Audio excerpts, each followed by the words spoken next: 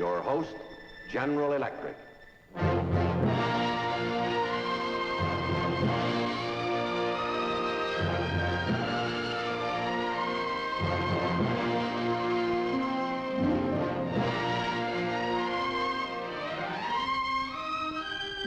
And this is true. On May 1st, 1960, the U-2 incident occurred. Khrushchev sabotaged the summit conference. On August 13th, 1961, the Berlin Wall went up. Between those two dates, the Cold War threatened to erupt into World War III. It was a time of maximum caution, maximum danger. For the next 30 minutes, security risk.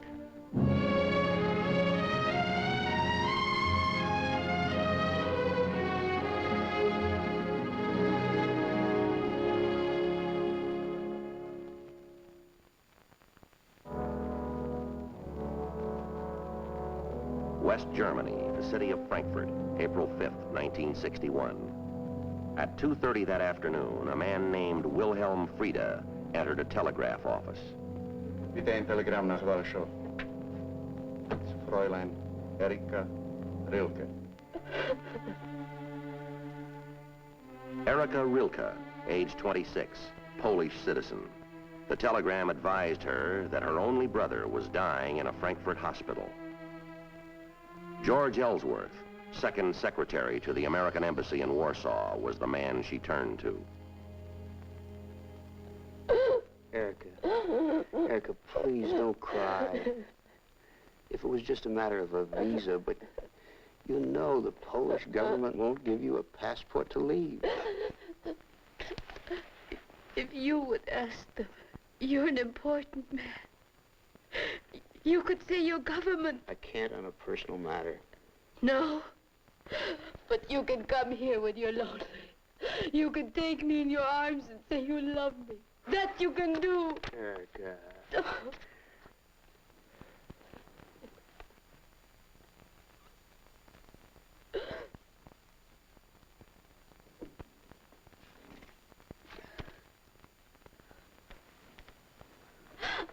I'm sorry. I didn't mean it. You've been very kind. Please forgive me. No, I've been selfish, Erica. I really have been. I'll try to do what I can. Believe me, I will. It'll work out somehow. I just know it will. Oh, Yatiko. Yatiko. Thank you.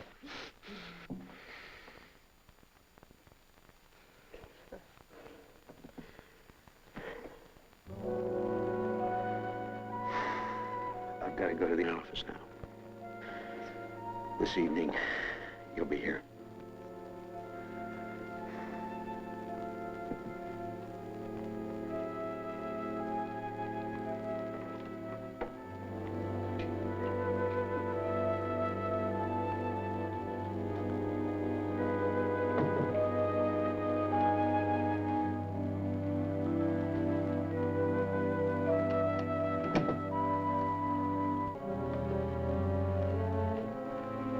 Did you hear it all?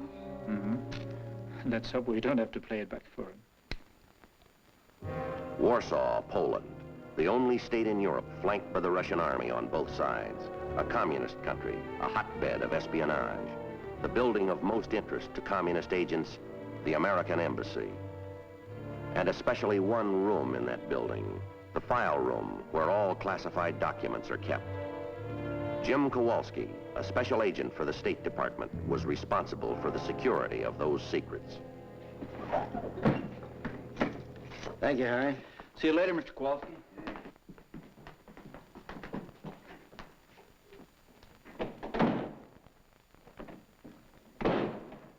Hi. Hi. You taking Marie and the kids to the plane? Yeah. Well, while they're gone, be sure you come over to the house for dinner. When you going on your vacation? Oh, a week, 10 days. Say goodbye for me, will you? Okay. It was April 7th. George Ellsworth's wife, Marie, and their children left for Paris to visit her parents. George would be alone in Warsaw for 2 weeks. Then he would join them. At least, that was the plan.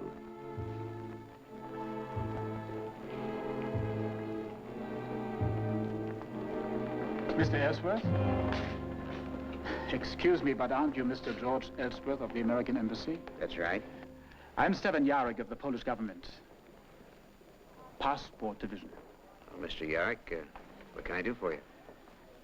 A young Polish girl by the name of Erika Rilke.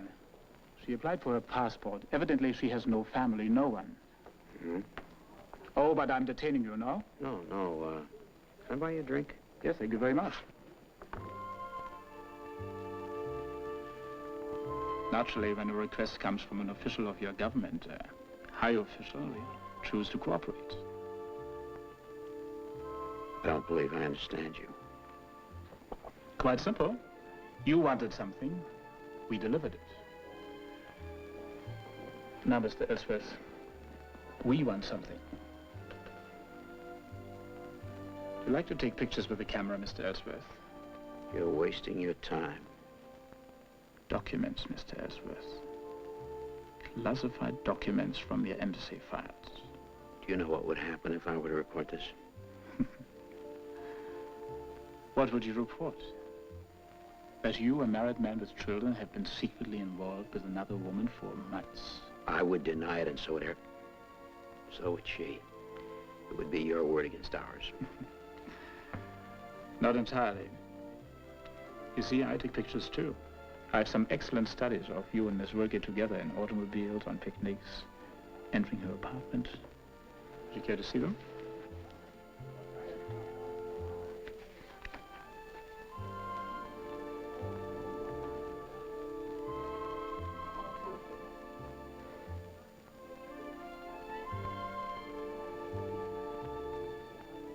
I shall expect to hear from you very soon. Thank you very much for the drink. George Ellsworth was leaving government service on the 1st of June, going back to America with his wife and children. He had been in the State Department for 5 years.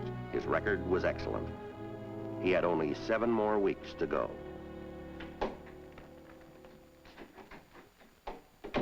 Well, hello, Mr. Ellsworth. Something I can do for you? Harry, the classified material for the past 2 weeks. Please, could I read it? Of course.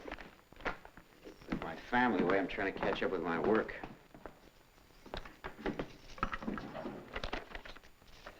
There you are.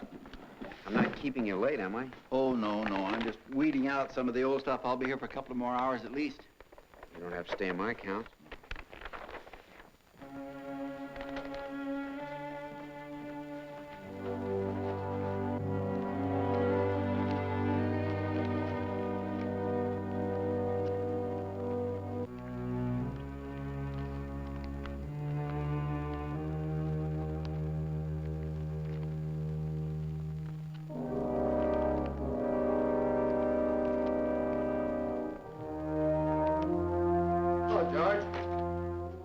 Hello, Jim.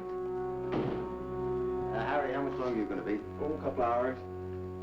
All right, I'll be back at 8. Check over your daily log. Yes, sir. When are you going to come over for dinner? Oh, one of these nights. I've been busy. Good. Night, George. Hi, Jim. Harry, I'll be here at 8. Yes, sir.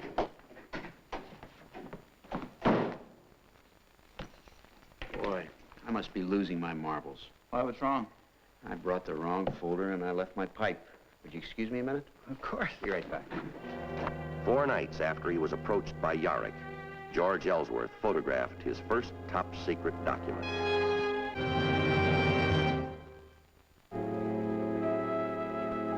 In 1961, West Germany had no diplomatic relations with Poland. As a courtesy, visas were handled for West Germany by the American consulate. On April 21st, Jim Kowalski was called to the office of Tom Erickson, American Vice Consul. Tom? Hi, Jim. Sit down. Thanks for the time, Jim. I thought it wiser to see you rather than use the phone. Was there anything wrong? No, I'm just puzzled. Maybe there's nothing to it, probably isn't, but I can't get something out of my mind. What is it? Well, this morning, my office issued a visa to a Polish girl, Erika Rilke. She has a brother in Frankfurt, dying. Here's the telegram summoning her. You think the passport's a fraud? No, I checked. The Polish government issued the passport. But you see, that's what troubles me.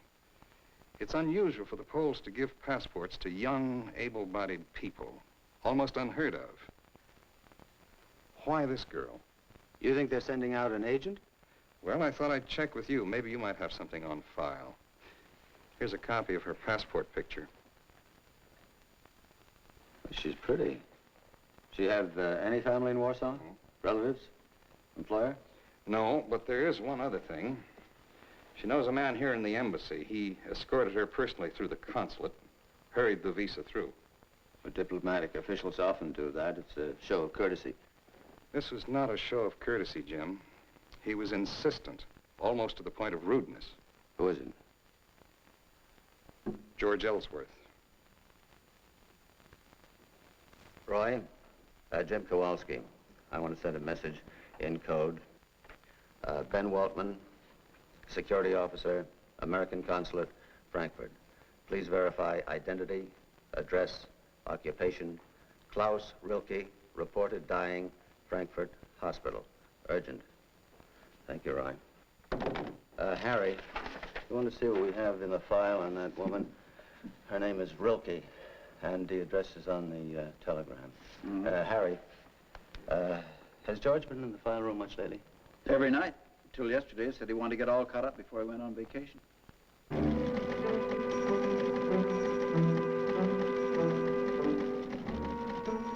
The message came back from Ben Waltman in Frankfurt the next day, April 22nd. No Klaus Rilke in hospital in Frankfurt. Name not listed anywhere. Suggest no such person. Lou? Jim Kowalski. Is the new leave roster out yet? You got it handy? George Ellsworth's going on vacation tomorrow. 10 days. Where'd he put in for? Frankfurt. On the morning of April 24th, George Ellsworth checked into a Frankfurt hotel. A few hours later, Jim Kowalski arrived in Frankfurt. He was met by Ben Waltman, who advised him that Ellsworth was being kept under constant surveillance. Ellsworth and Fraulein Rilke returned to their hotel later that afternoon to find Wilhelm Frieda waiting for them. His identity and address were already being traced by the police. Frieda gave them the keys to his car, which he had driven to the hotel.